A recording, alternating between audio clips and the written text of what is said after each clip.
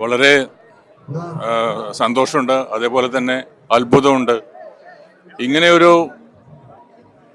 ഒരു ചടങ്ങ്, ഒരു ഹിന്ദുസത്തിന്റെ ഒരു ചടങ്ങ് കേരളത്തിൽ നടക്കുന്നു എന്ന് പറയുമ്പോൾ അവിശ്വസനീയമായി തന്നെ നമുക്ക് തോന്നുകയാണ്. ഈ ഭക്തജന തിരക്ക് കാണുമ്പോൾ നമ്മുടെ രാഷ്ട്രത്തിന്റെ, ഭാരത സംസ്കാരത്തിന്റെ ഒരു ഉയർത്തെഴുന്നേൽപ്പായിട്ട് എനിക്ക് തോന്നുന്നു. ഭാരതീയ സംസ്കാരത്തിന്റെ ഒരു ഉറങ്ങിക്കിടന്നിരുന്ന ഭാരതീയ സംസ്കാരം ഉയർത്തെഴുന്നേറ്റിരിക്കുന്നു. വളരെ വളരെ അത്ഭുതകരമാണ്. വളരെ വളരെ വികാരഭരിതനാണ് ഞാൻ കാണുമ്പോഴുള്ള ഈ ഒരു നിങ്ങൾക്ക് എല്ലാവർക്കും കണ്ടറിയാം.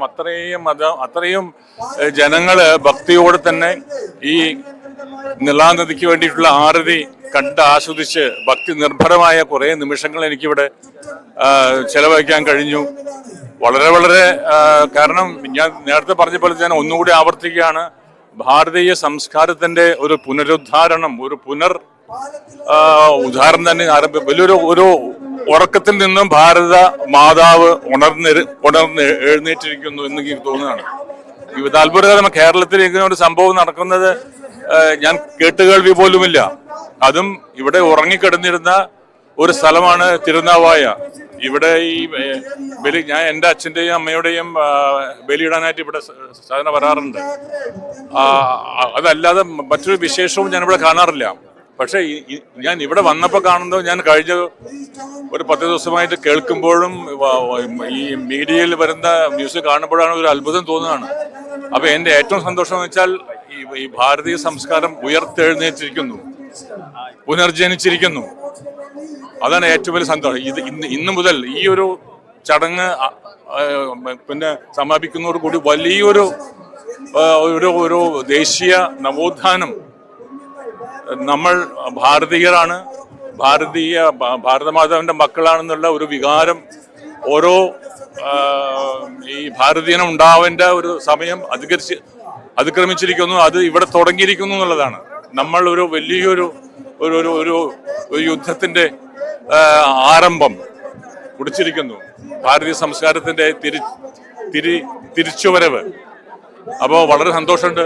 ഇത് കേൾക്കുന്നവര്, ഇത് കാണുന്നവരൊക്കെ ഒന്ന് ചിന്തിക്കുക. നമ്മൾ ഇപ്പോഴും അനാഥരാണ്. മറ്റുള്ള സ്ഥലങ്ങളിലൊക്കെ നമ്മൾ കാണാൻ പറ്റുന്നുണ്ട്.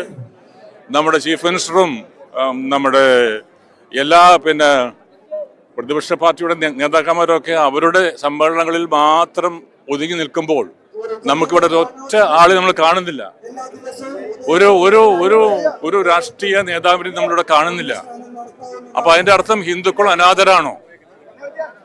ഭൂരിപക്ഷം വരുന്ന ഭാരതീയരാണ് ഹിന്ദുക്കൾ.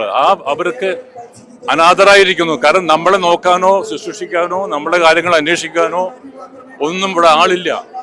ഇവിടെ വന്നാൽ നിങ്ങൾക്ക് എല്ലാവർക്കും ബോധ്യപ്പെടും. അപ്പോ ഇത് ഹിന്ദുത്വത്തിന്റെ ഒരു നവോത്ഥാനമായി, ഒരു ഉയർത്തെഴുന്നേൽപ്പായി ഞാൻ കാണുകയാണ്. ഇത് ഓരോ ഹിന്ദുവും ഇത് മനസ്സിൽ വെച്ചുകൊണ്ട് നിങ്ങളുടേതായ സ്ഥലങ്ങളിൽ ഇതിന്റെ പ്രവർത്തനങ്ങൾ ആരംഭിക്കേണ്ടിയിരിക്കുന്നു. ജയ് മാതാ, ജയ് നിളാനദി, ഗംഗാനദിക്ക് ആശംസകൾ നേർന്നു. ഞാൻ വളരെ വികാരഭരിതനായതുകൊണ്ട് എനിക്ക് വാക്കുകൾ കിട്ടുന്നില്ല.